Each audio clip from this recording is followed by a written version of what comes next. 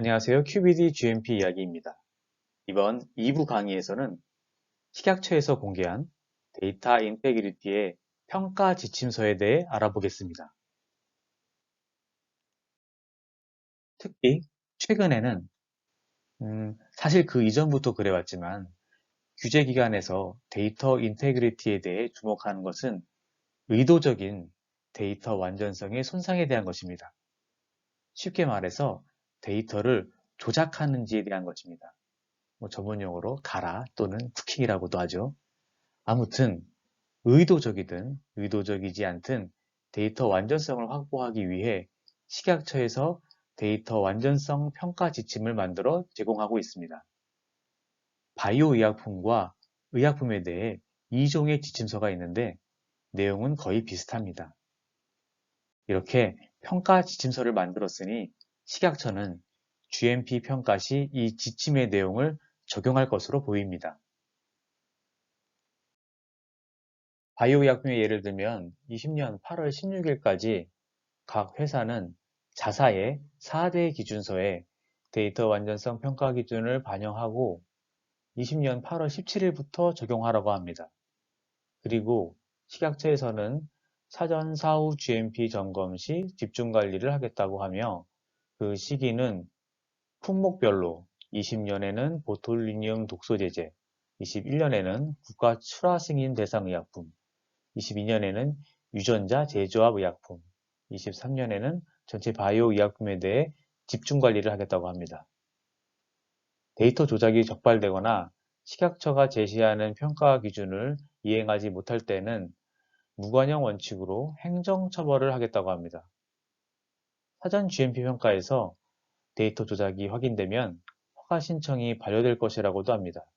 또한 그 회사는 집중 관리 대상으로 분류하여 이력 관리를 하겠다고 합니다. 현재는 이미 20년과 21년이 지났으므로 빠른 시간 내에 데이터 완전성 시스템을 갖추어야 합니다.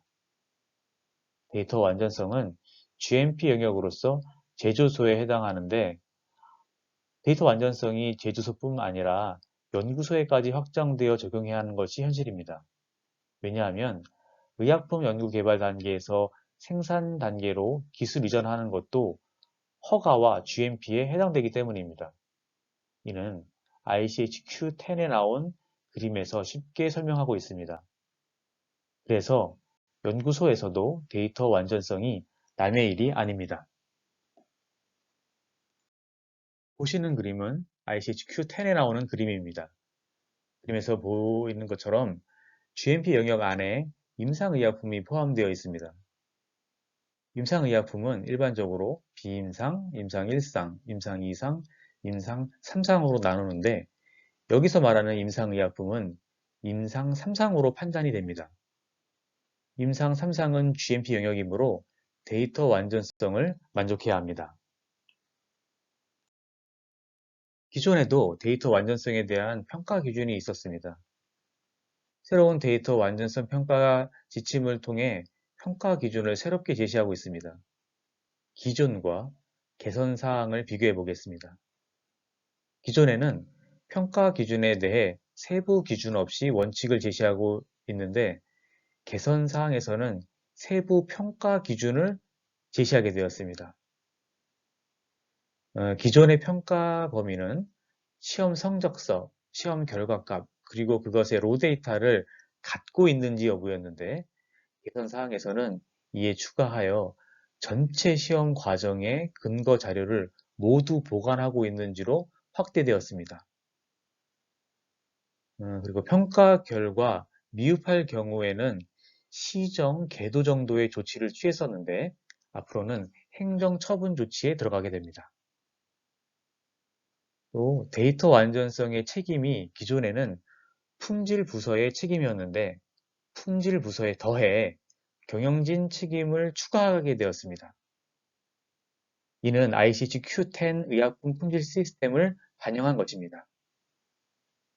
오류 기록에 대해서는 소명 자료를 제출하면 예전에는 되었습니다. 근데 이제는 소명 자료를 제출하더라도 단순히 넘어가지는 못하게 되었습니다. 단순히 오류 기록을 중간 검토자와 승인자가 검토 서명한 경우는 인정하지 않게 되었습니다. 오류 기록의 이유를 따져 묻게 되었습니다.